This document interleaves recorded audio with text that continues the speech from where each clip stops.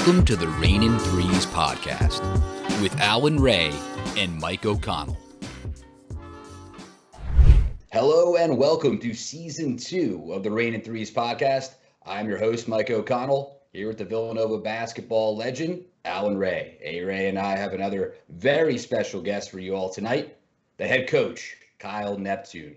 Coach Nep, thank you so much for taking the time to join us. We really appreciate it. Thanks for having me, guys. Happy to do it. Can't wait to get started. Definitely appreciate you having us. I mean, you coming on the show with us. You know, we're going to talk about that game we played against each other when you was with Lehigh. You know, I don't think there's a lot of people that know about it, but why would we need to know about that, Ray? I don't think we need to talk about that. We definitely going to have to get into that. Okay. We definitely are. That's okay. But let's start a little bit about you, man. Where'd you grow up at? You know, where'd you go to high school? How'd you get into basketball? You know, I like to ask a lot of people that, like, how'd you get your path started to basketball? So I grew up in Brooklyn, New York. BK.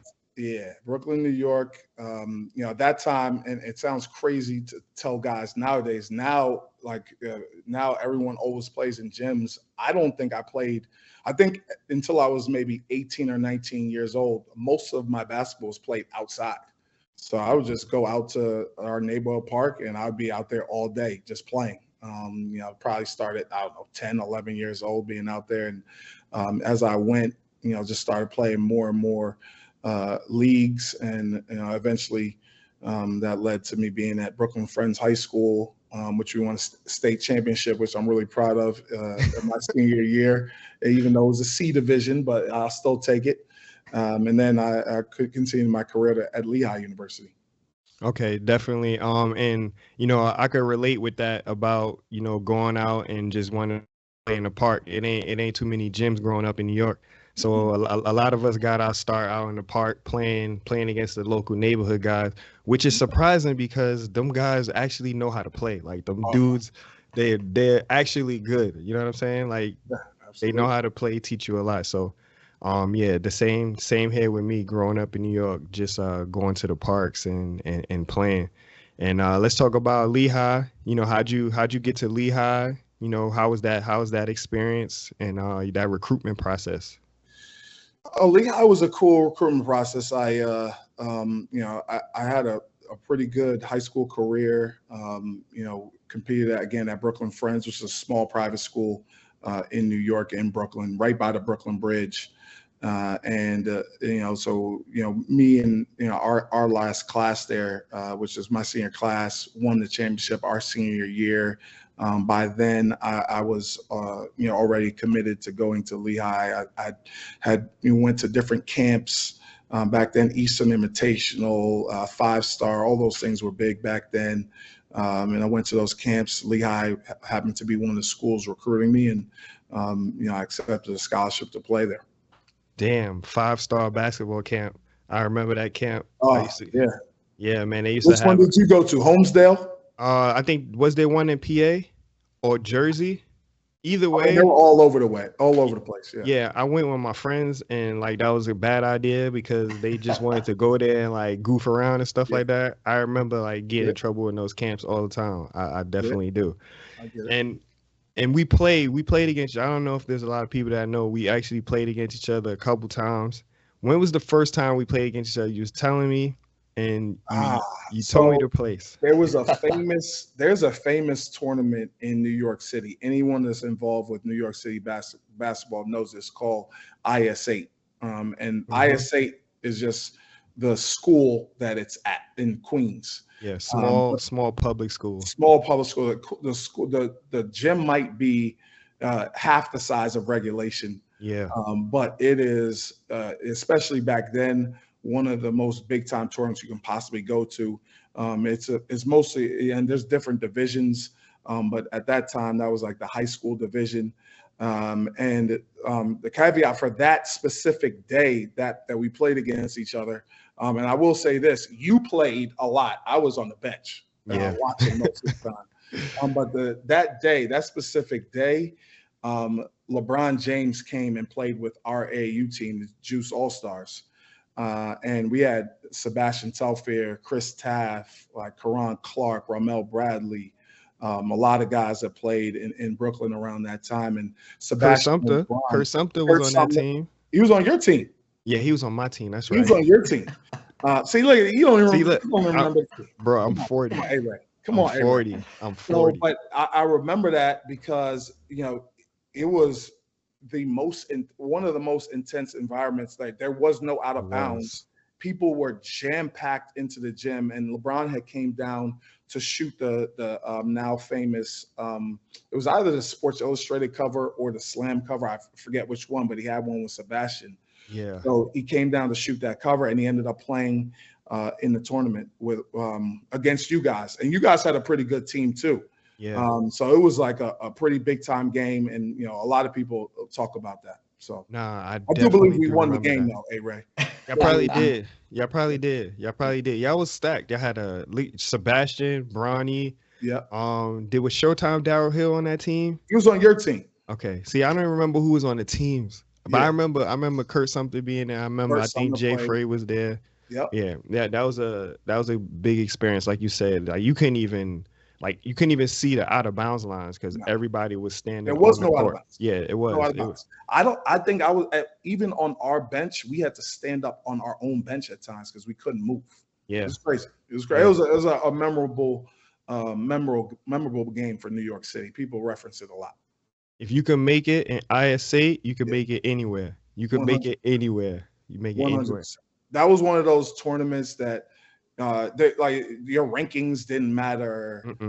If you thought you were going to come in there and play too cute or not be tough, like that, you would get gobbled up. And it could have been, it could have been like a big time player in high school that played at whatever big time program, or it could have been honestly a kid that didn't even play in high school, but he was just 17 years old for sure playing. And either way, there would be battles for sure.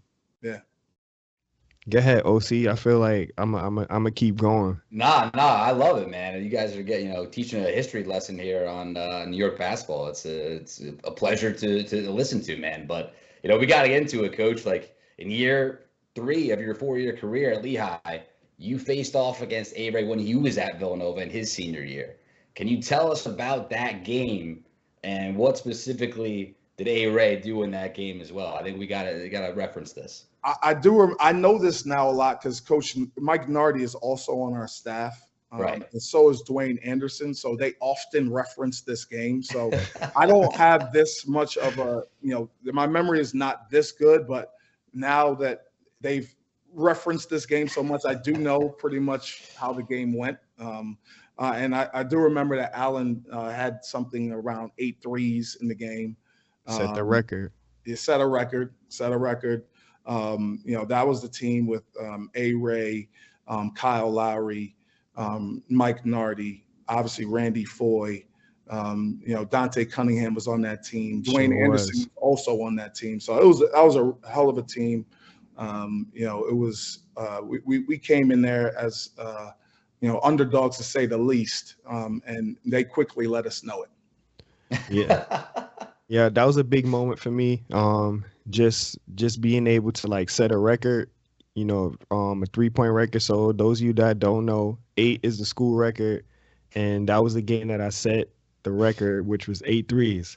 But I shot 16 threes that game, so I went 50%. But it got to a point where I was just like, man, like I'm gonna try to break the record because people was telling me that I was close. So I was just shooting threes that whole game.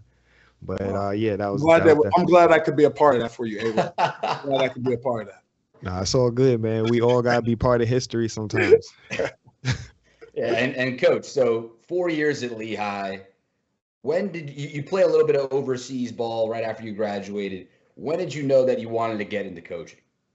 Well, so for me, I did my 4 years at Lehigh and left, and I was a normal basketball player who thought, I'm just going to play forever. Right. I wanted to continue to play and went overseas. And, when people say overseas, that is such a, obviously, hearing that, it's a big place Yeah. after you leave America. Yes. And yes. everyone thinks that I feel like the thought process, especially at the time, was like, all right, well, you just go over there. You're definitely going to get picked up. You're definitely going to. And there's so many different leagues. And even within each country, there's different. There's leagues within the league. And then there's leagues that go throughout Europe. And I wasn't really that educated on that at the time. But it was a great experience, and what I did learn quite quickly was that, coaching was probably a better path for me. And I learned that pretty quickly. And when I came back that summer, and I went to like a couple different spots throughout that year, it was a great experience. But when I came back, I started, telling different guys that I knew in the basketball community in New York that I wanted to get into coaching, wanted to get my degree actually and be a grad assistant.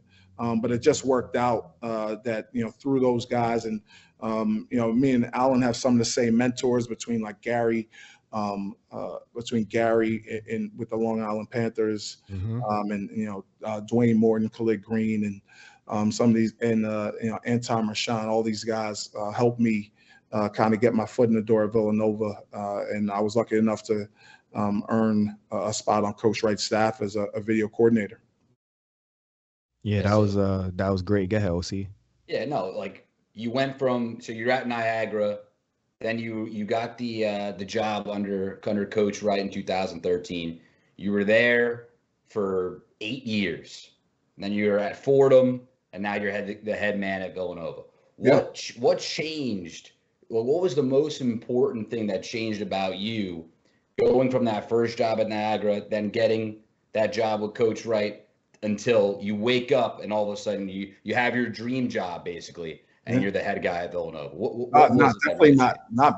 Definitely my dream job. I would say it was a building process. Starting as the video coordinator in 2008, was there for 2 years. First year went to Final Four. Next year I think we set a school record with our start.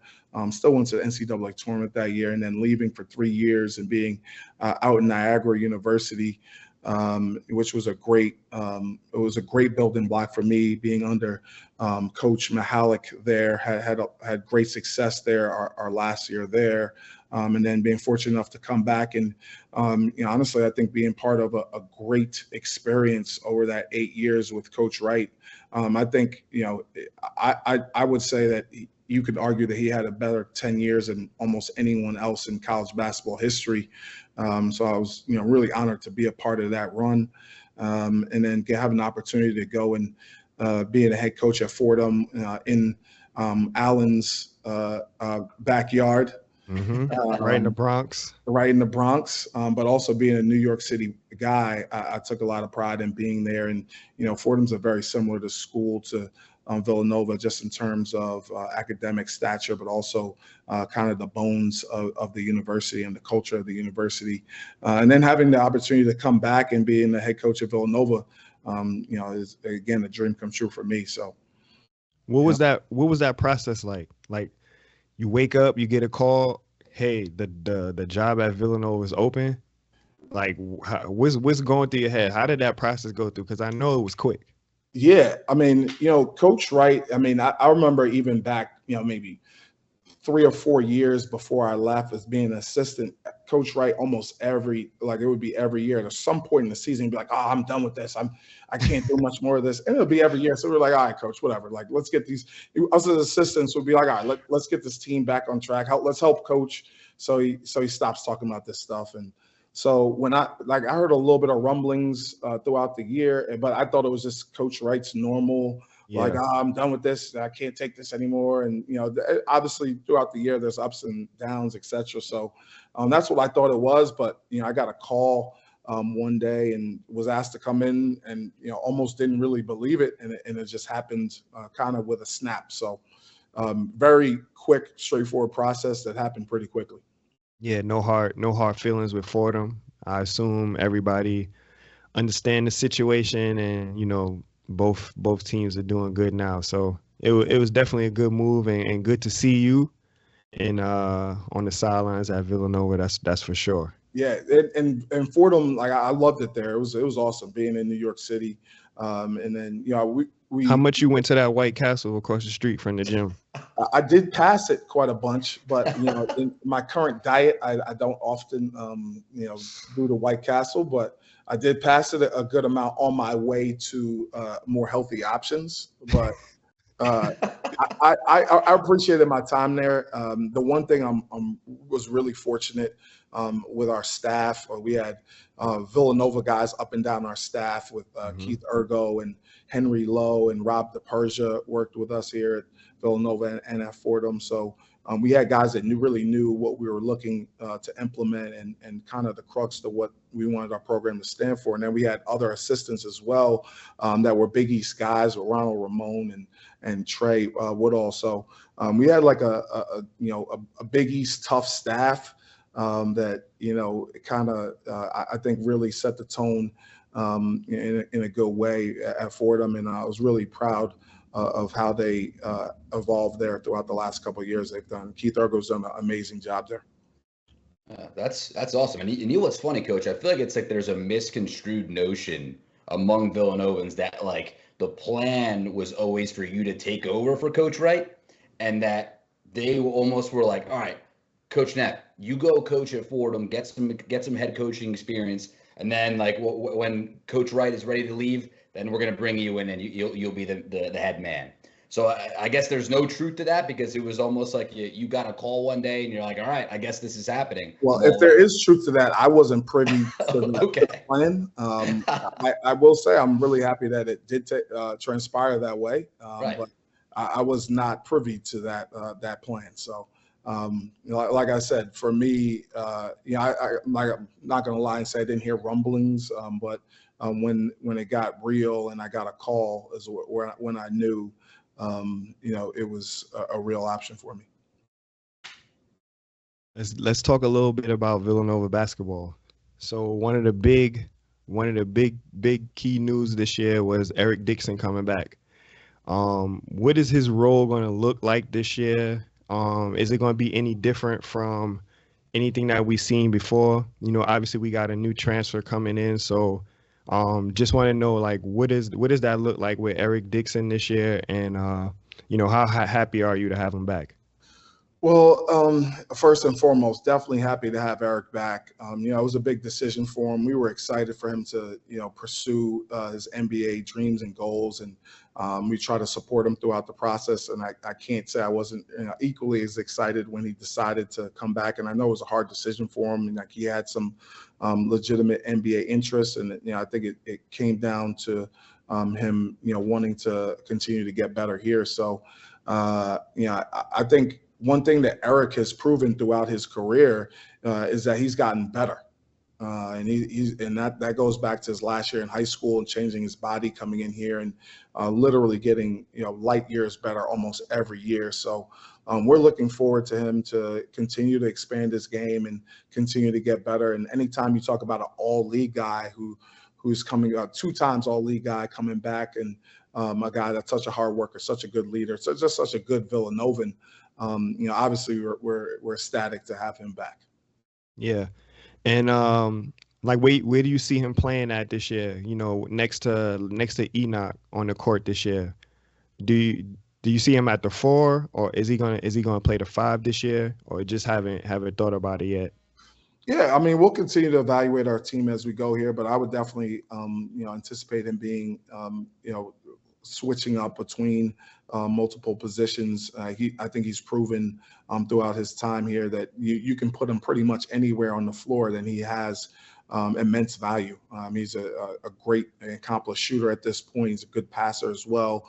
Obviously really good scoring inside. So we anticipate him being a multifaceted player, a basketball player is what we would call him, that he can play all over the floor. And we would definitely anticipate him playing a good amount at the 4. One thing I can say about Dixon, my bad, OC, is that like every single year, like that kid has progressed. Like he's gotten better in certain areas every single year. I think coming last year, he also made a big step with his body. He came back, his body was looking completely different than the year before. His percentages go up every year. So, I think it's a good move for him coming back. Definitely going help out with the team. But I was ecstatic when he decided to come back. What about you, OC? Yeah, no, absolutely. And coach, it makes sense why you guys are still evaluating the roster as a whole, because Tyler Perkins, Jameer Brickus, Enoch Biake, Wooga Poplar. I mean, How you say his name? Enoch Boyake? Oyake? Yep. Is that it, coach? Yep. All right. So a lot of new faces, obviously, among, Josiah Mosley, Malcolm Thomas, Matthew Hodge. I'm going to take a crack at this one. Alexander Gavalyugov. There you go. We got it the second time. Gavalyugov. There you go. Yep. So lots of new faces. You guys are still trying to, it's, late June, still trying to figure out what this team is going to look like in terms of rotations and where everyone fits in terms of their roles that they carve out. But one guy who we thought was going to be part of the roster, Max Shulga from VCU, he decided to return to VCU rather than come play at Villanova. What can you tell us about the decision that he made and what came of it? Well, I don't know if I'm allowed to directly speak to any individual that wasn't, matriculated with us, but we are extremely excited about this year's roster. Guys that end up leaving or make different decisions. There's a lot that goes into that. Sometimes it's some personal issues. Just feeling comfortable at different places. Anytime someone leaves and decides to move on or decides to not choose us, we wish them the best on their journey. No hard feelings, and we move on to the guys that are actually here. Yeah, man, that makes sense. You better than me. I'd have said that a lot different. Yeah, that makes sense. And coach, all right, so we got one more remaining roster spot that's open. Do we know, is there a plan? Are you guys talking to Arthur Kaluma still? Are you talking to other players? What are your guys' thoughts on what your plan is for that one last remaining roster spot? Again, just the NCAA rules. I'm not allowed to comment on specific players that are matriculated with us, but we do have an open roster spot, and we'll continue to evaluate if they're guys that can help us for next season. We'll take a hard look at it. So. I'm sorry that I can't be more specific, but it's all good. We get it. Yeah, absolutely. Let's talk about Jameer Brickus for a little bit. He seems like a true point guard, pass first, can handle the ball well, limits turnovers, and can shoot the three. Like, what have you seen from him that probably us on the outside wouldn't have really noticed about him, and like what makes him a really great player that you think he can thrive at Villanova? Well, I mean, you said you broke his game down pretty well. I think the thing that people are going to be surprised about is his scoring ability as well. It's the guy who had 40 points in college game. I don't have to tell you as a scorer what that is. Like, if you can get 40 in a college game, honestly, I don't care what level, D1, 2, or 3. That's impressive. He's a tried and true player at this at the highest level, and a guy that has done it and has been a point guard at this level for a while. So I think, like you mentioned, his playmaking ability, his ability to use ball screens, his ability to set his teammates up, but I think his scoring ability is pretty profound as well. Yeah, I don't want to compare him to Kyle, but you can see that little grit in him. He got a little attitude with him, and I think we need that on that team, definitely, especially at that point guard position. Yeah, I think that swagger and that confidence is very important for any player, especially your point guard. We're really excited to have him. He's been obviously only a couple weeks now, but I will say that he's definitely made his presence felt. That's awesome. I was honestly thinking Corey Fisher too, that undersized grit that he has. But Brickus, coming over from not LaSalle. Corey Fisher body. But Jameer Brickus coming over from LaSalle. Coach Ashley Howard obviously has a relationship with him because he coached him when he was at LaSalle. Can you tell us a little bit about that and how maybe that played a role in bringing him over? Yeah, Coach Howard recruited him to LaSalle and coached him while he was there. I actually coached against that team when I was at Fordham. I think the first A-10 game that we coached that year. So, I knew his game pretty well, but obviously Coach Howard knows his game very well. And I think an added bonus is that, Coach Howard ran a lot of the same things and had a lot of the same thought process and schemes that we do now while he was at LaSalle. And so Jameer has kind of a leg up understanding some of the concepts and some of the terminology and some of the thought processes that we have here at Villanova. So it's really helped him to have that synergy between him and Coach Howard. Our freshman class, I'm really intrigued by these guys. Mosley, Hodge, Thomas, and the European kid, Alex. Yeah. Sash. So, yeah, there you goes go. by Sash. Yep. All right, I'm gonna take note of that. So we only get to see highlights of like Mosley and Hodge. That's only real players that they got like highlights online and stuff like that. I like Thomas because obviously he comes from like a basketball background. His dad played in the league, his mom, so they teaching him good over there. He's getting good reps in over there. And then like Mosley, I see him. He's like a big pit bull, stocky, plays physical, but like I see him handling the ball sometimes. I see him in the post sometimes. I see him coming up pick and roll sometimes. So like a player like him, real intriguing. And how tall is he? He's 6'6", 6'7". Yeah. He's a big boy. He has, to your point, he has great size. He has a great body for his age that will only get better over time. And he has a very versatile skill set. He was the tallest guy on his high school team, but arguably also one of the most skilled and literally played every position. He's that versatility, has kind of been one of the calling cards for Villanova basketball, is having guys that can that have size, but can also play any position on the floor. And he kind of fits that mold, as do the other guys as well. Can he play on the ball? Do you think maybe, I don't know about this year, but as when his career progresses, can he play on the ball? No doubt. He can handle the ball. He can make reads and decisions, and he's a basketball player. He's a guy that can do a little bit of everything. I like him. And Hodge, what stands out to me with Hodge is his athleticism, and he's about 6'8", athleticism. Looks like his IQ is pretty good. Can shoot the ball. I've seen him get to the rim. Like, he plays with like this motor. I'm not gonna say Josh Hart motor, because Josh Hart motor is very rare, but it looks like he plays with like some intensity, and he really gets after it when it comes to an energy standpoint.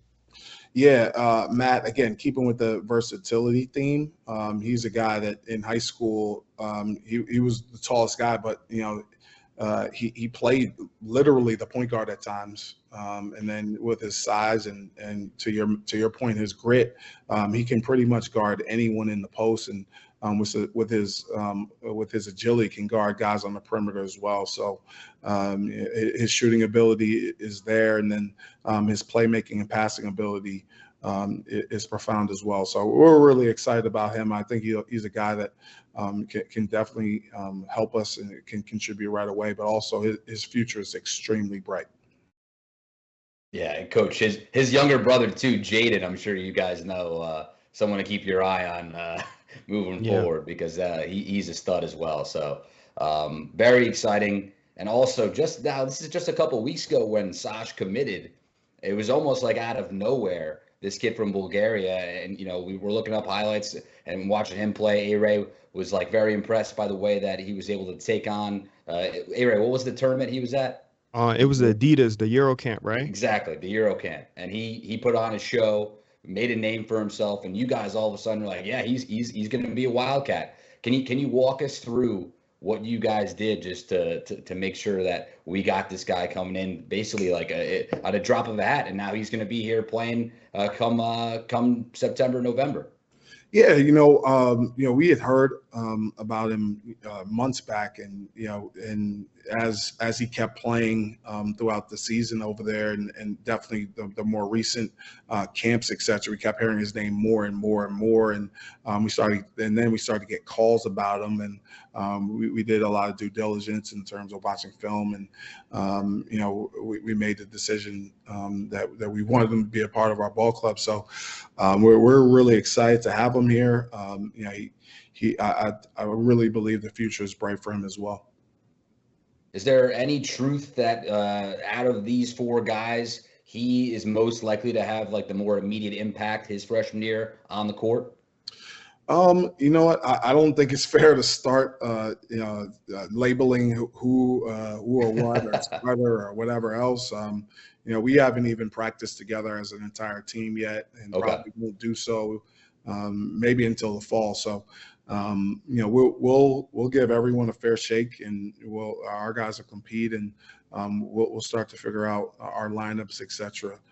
Closer to game time. Jamie Young, guys brought in an experienced coach. If I'm not mistaken, I believe Jamie was on that team with me when I was with the Celtics. Yeah. So, we know each other. That's kind of cool that he's here now. But talk a little bit about Jamie and what is he going to bring to this staff that you feel like is going to add some value to us? Yeah, Coach Young is a really good coach. He has over 20 years of NBA experience. He has I'm about to say national championship, but he has a world championship ring as well with the Celtics, and has worked under some big time coaches. Has studied their philosophies, and then has college experience as well. So, we're really excited to have him. I think he brings just another basketball mind, someone who has that experience, in terms of game planning, scheming, and coming up with strategies as we just tackle this new world of college sports. So does Coach Young have like a specific role carved out for him already? Does he have an official title, or is he kind of just going to be, just one of the guys in the room that adds value in his own way? Yeah, I think he's an assistant coach. So right. As with most assistant coaches, we try not to label, you only do this or you only do that. And I don't think that would be fair with Coach Young. He has such a wealth of experience and knowledge that he can help our staff with, from X's and O's to mentorship with the players, to development, to game prep, to in-game strategies and execution. And I think he's just a all-around value add for us up and down our staff. What's the biggest difference this offseason in terms of focus compared to last season with the additions of Wooga, Enoch, the freshmen, the transfers that we got in? What is the mindset going into next year, and why do you think we could be successful with those guys? Well, I mean, I feel like we got guys with high level character, but then looking at their careers and what they've done, I really think they're valuable pieces for us.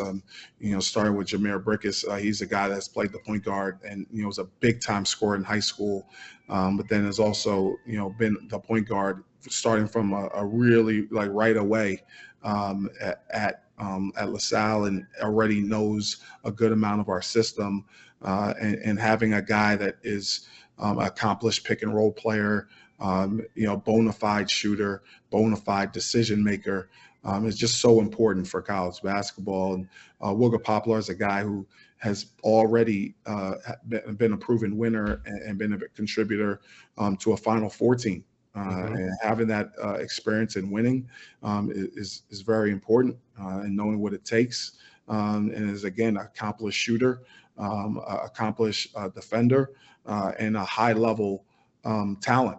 He's a guy who's in the G League Combine last year, and had similar to Eric, had a real decision make whether he was going to stay in the draft or not. So and then Enoch with his size, and his ability to protect the rim, and his versatility defensively, and giving us a rim roller and a guy that could finish around the rim, and his toughness and his attitude towards the game. Really excited about those guys. And I love our freshmen as well. Those guys, you can make arguments of them, either one of them being, the most talented guys on our team in their own ways. So, I really love our bunch. I love their togetherness thus far. I love how they've come in and competed in our short stint in practice thus far. But, I'm excited to see how this thing continues to come together, and really excited for this season. Yeah, and last offseason, we heard similar things about Bamba, Burton, Hart, and Ware. Like those guys, they bought into the Villanova system, right? They were high character guys first and foremost, but they brought a lot to the table when it comes to on the court stuff as well. But I feel like if you look at this year's group versus last year's group, the differences are kind of like the positions that they play mostly, right? Can you tell us in terms of like what the difference is in this year's group versus last year's group when it comes to how they're going to affect the play on the court? Yeah, I think I think those guys did a lot for us, and we appreciate their time here. We appreciate them choosing Villanova. In terms of this year's group, I really like, our guys' grit and toughness on the defensive end, but on the offensive end, I really like their shooting ability and playmaking ability. I think that's something that's really going to help us this year. You talk about Jameer being a proven decision maker at this level, and Wooga Poplar being a proven shooter at this level, along with Eric being a proven all-league player at this level, and Enoch, he has a high level of talent, a guy that was highly touted out of high school. You can see the way he moves is very impressive. And then again, we haven't even talked about Jordan Longino, who is a guy that, he's battled injuries throughout his career, but when right, has shown that he's a big-time talent as well. And Tyler Perkins is another guy who, I actually fared very well versus us last season. He's a big-time competitor, a guy that he's similar to, it's hard to say Kyle Lowry, or Josh Hart, but he's a guy that brings toughness and nastiness to our team, along with his basketball talent as well. So, and we talked about the freshmen, but up and down our roster, we have guys who we're really excited about. Yeah, I'm definitely excited about this roster. So I'm right there with you. I just like the length, the size, the athleticism, and I can attest to what you said about last year. We got a lot of open shots, but we just wasn't able to knock them shots down. This year, we bringing in some guys that have been proven shooters, being able to knock down some shots. I think that's going to help us out a lot.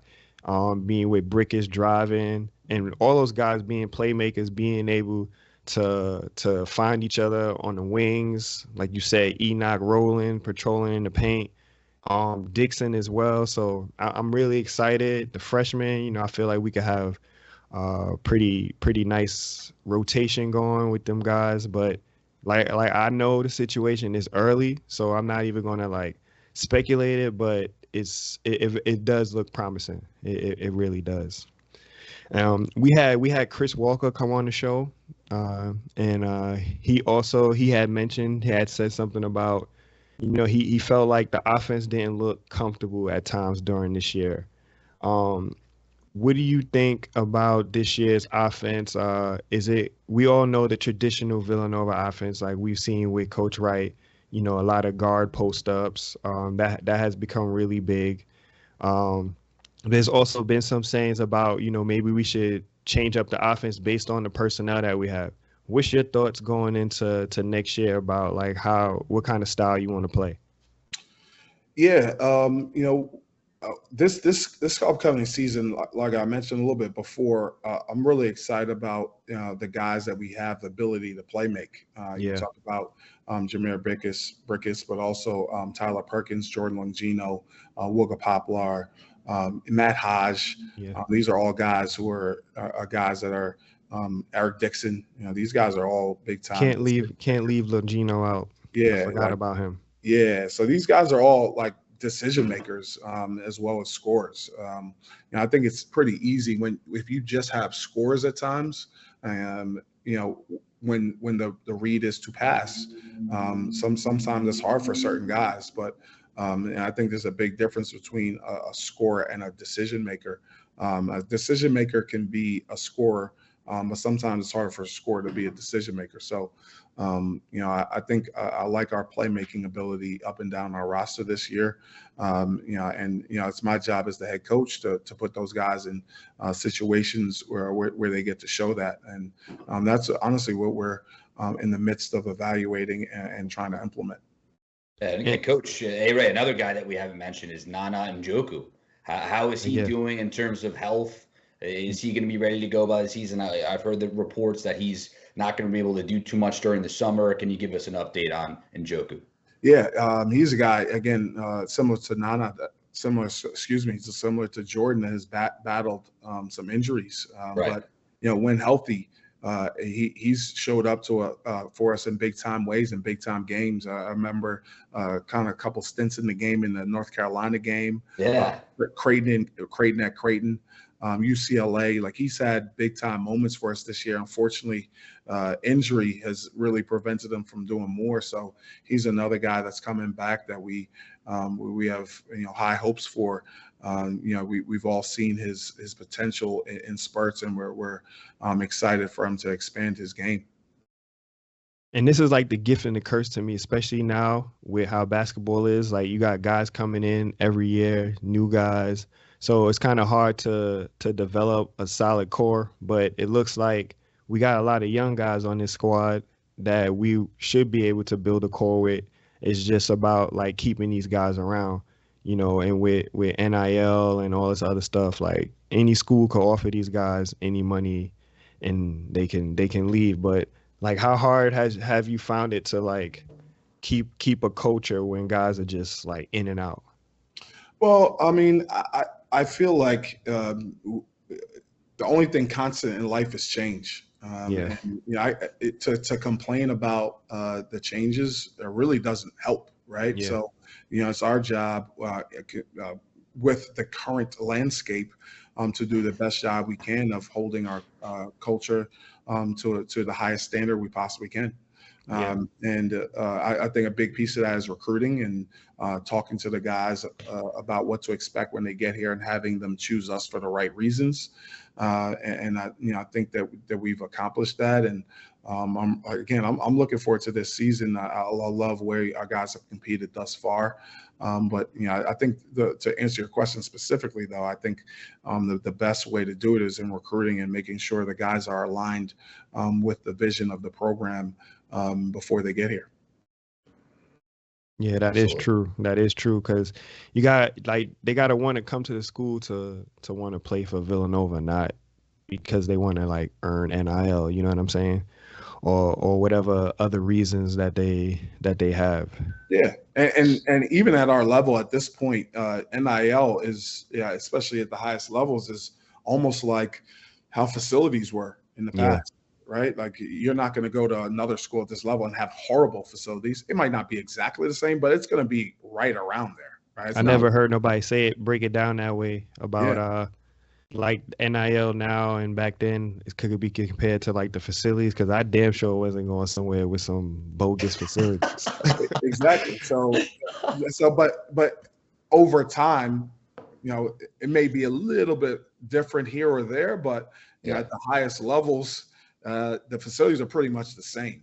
A little here, you maybe a little bit better locker room. Oh, this weight room's a little bit better, or whatever it is, but it's pretty similar. It's not like night and day. Same with NIL. At this point, at the highest levels, it's pretty similar. So we really hope that we try to lock in on guys that want to be at Villanova, because they love the campus, they love the campus community, they love our program, and obviously with NIL, we want our guys to be taken care of as well. And Randy Foy, who spearheads our collective, I think has done a great job of that, and we're definitely proud of the Friends of Nova. collective that he has kind of spearheaded. But we do want guys to come here that want to be part of our program. Yeah, it's funny actually. I was just about to talk about Randy. He came on our show a couple months ago and was talking about Friends of Nova and was talking about, just, hey, how can we address the fans head on? I think you come on Raynin Threes with us here, Randy coming on, Coach Ashley Howard came on, Coach Wright. We've had players come on. This is a great outlet, I believe, for fans to hear what you guys have to say, and really you can address them back. And that's what I love so much about this. And A-Ray, and I'm just so happy to be working with him. And Yeah. Randy and A-Ray, their friendship goes back to the days of before they even were at Villanova, where they were still getting recruited and they were playing against each other the same way you guys played against each other. And what comes with Villanova is a lot of dedicated, passionate fans, right? Like that's something that, along with facilities, NIL, like upper echelon type programs like Villanova, you're going to deal with a lot of fans that are passionate, but some might be called insane, crazy, irrational as well. And I think that's completely fair. But what Randy said, I would like to say, like, I would disagree a little bit with that. I would say, we have unbelievable fans. Absolutely. And the same passion that has our fans to, fly to the Bahamas to come support us there. And, we've been to Bahamas a couple times now. We've been other places. And, I don't care who we go against.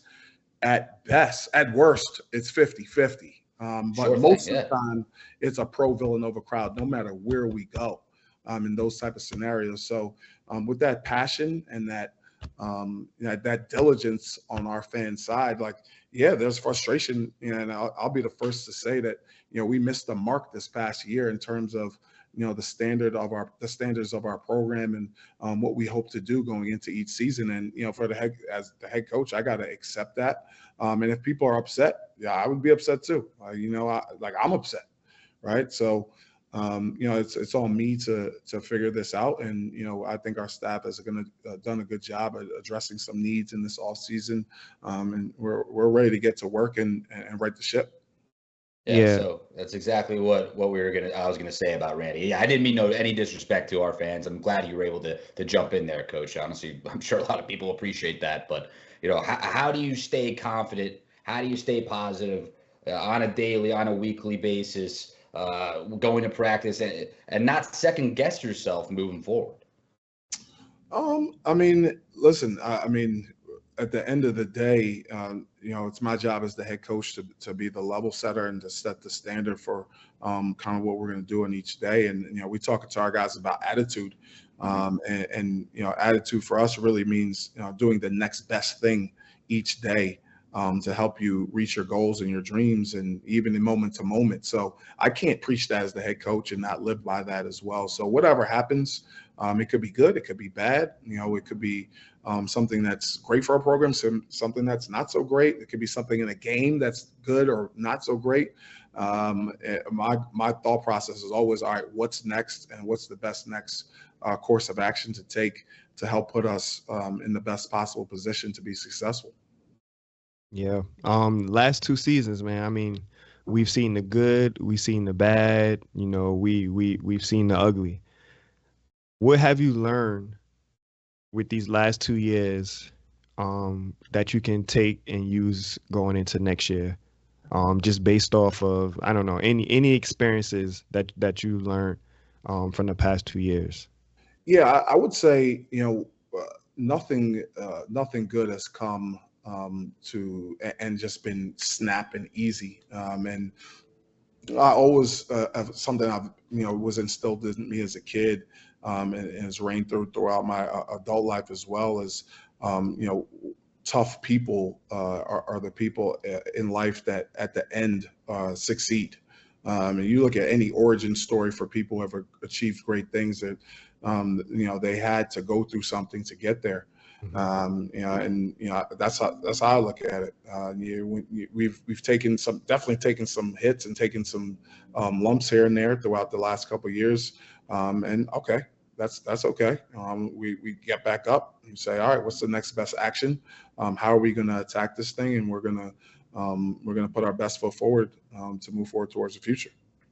Yeah, and I definitely believe in you guys, and I'm not like everybody tries to kill me all the time talking about, oh, like I'm just so biased to Villanova and all this other stuff. But I kind of been through this situation before when Coach Wright was there. And then they always try to say, oh, the situation is not the same. But at the end of the day, we wasn't getting the results that we wanted to get. So that's the same to me.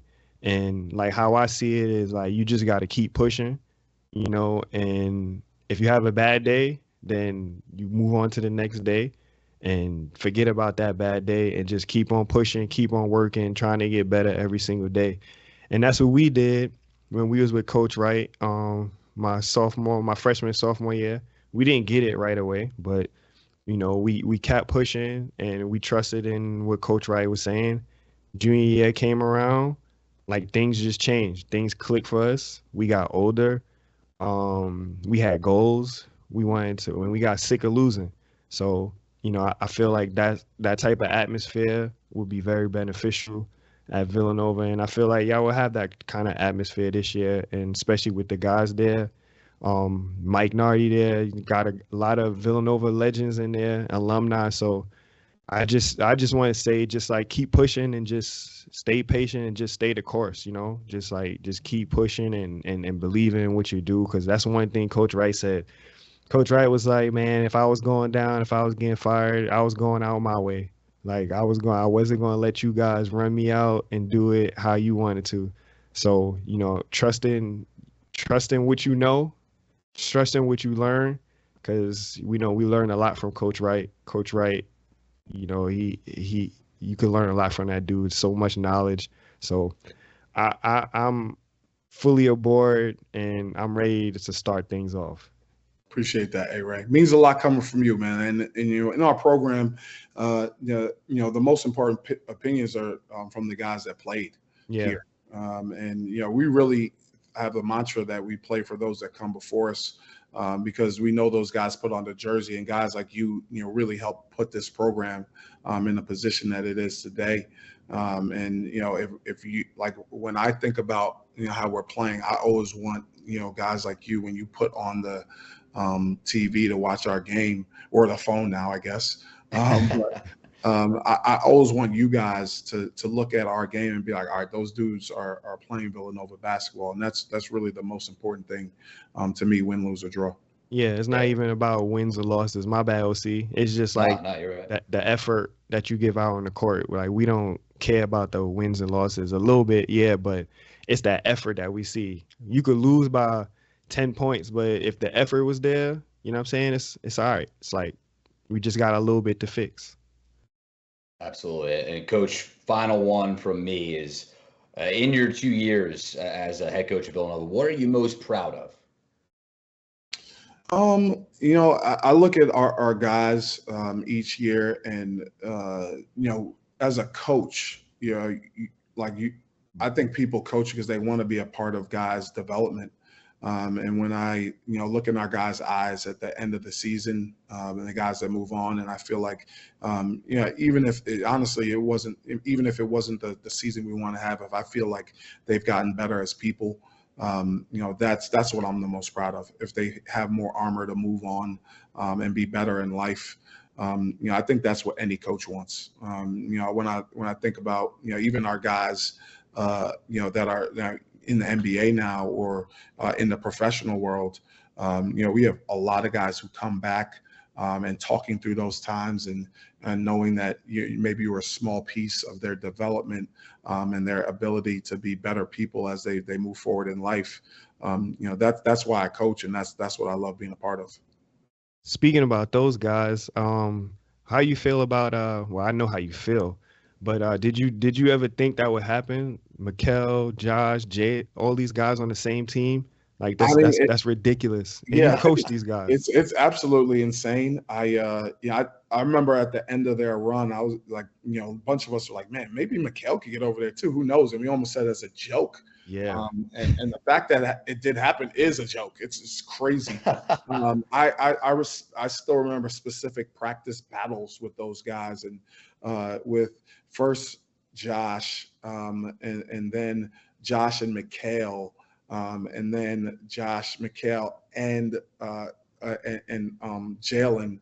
I remember a specific play where Jalen, and I hear Coach Wright has told this story too, but it was such a profound play in our program. Like Jalen ripped Josh and was going down on the other side. And anyone who knows Josh Hart knows that he can lose it. And it's not fake. Like he loses it, and his competitive nature take over. And like everyone in the gym was like, no.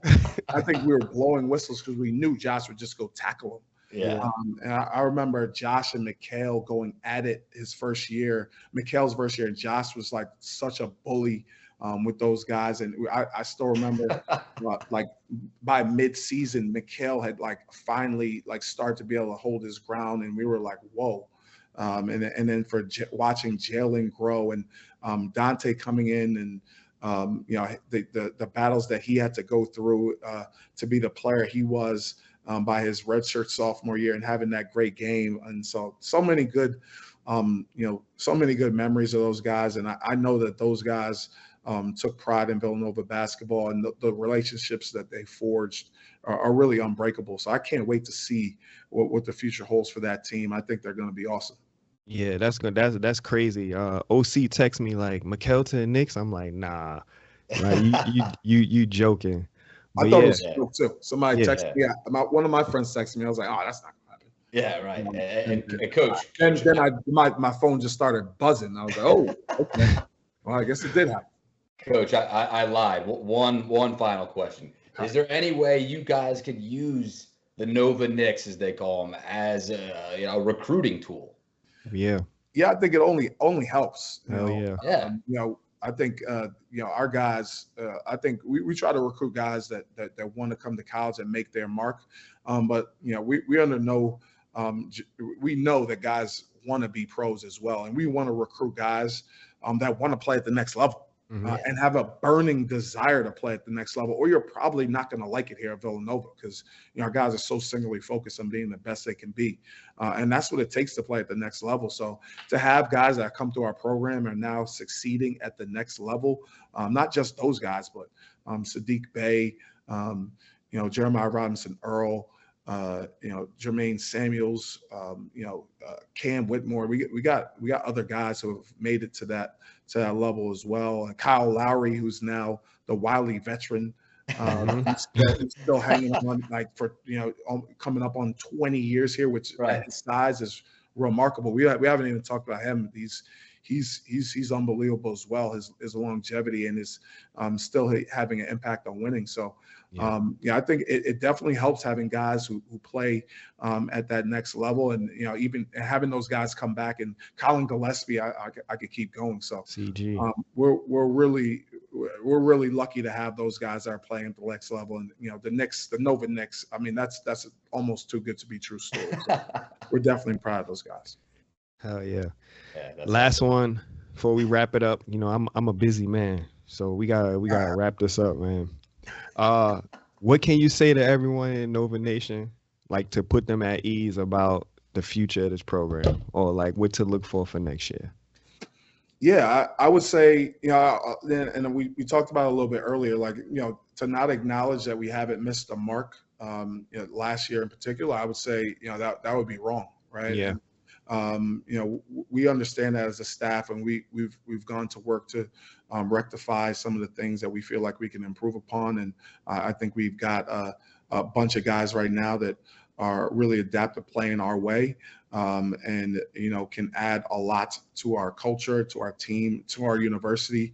And we can't wait to get this year started and go on this journey as a bunch. And I think we have a team that, already you see them really cohesive. They really like each other, and the talent is evident as well. So we can't wait for this season. And we love our fan base, and we appreciate their support. Let's go, Nova Nation. Yes, sir. Coach Neptune, ladies and gentlemen. Coach, thank you so much for taking some time to join us on Raynin Threes. That was incredible, and I hope to do it again soon in the future. So best of luck moving forward, Coach. Thank you so much. Thank you. We'd love to do it. Thank you for having me. Appreciate you, Nep. Thanks, man. Hey, Ray, you didn't have to bring up that game, man. We could have left that up. That wasn't good. That wasn't cool. Nah, I'm telling you, there's a lot of people that don't know about it. That's why. That's how I would have liked to keep it. Nah. They got to know where the record. Now everybody knows why the record is at 8 and how it got to 8. Everybody knows now. That's okay. That's all right. So I'm happy if I could have been a part. I'm happy I was a part of your success, A-Ray. It's all good. It's all good.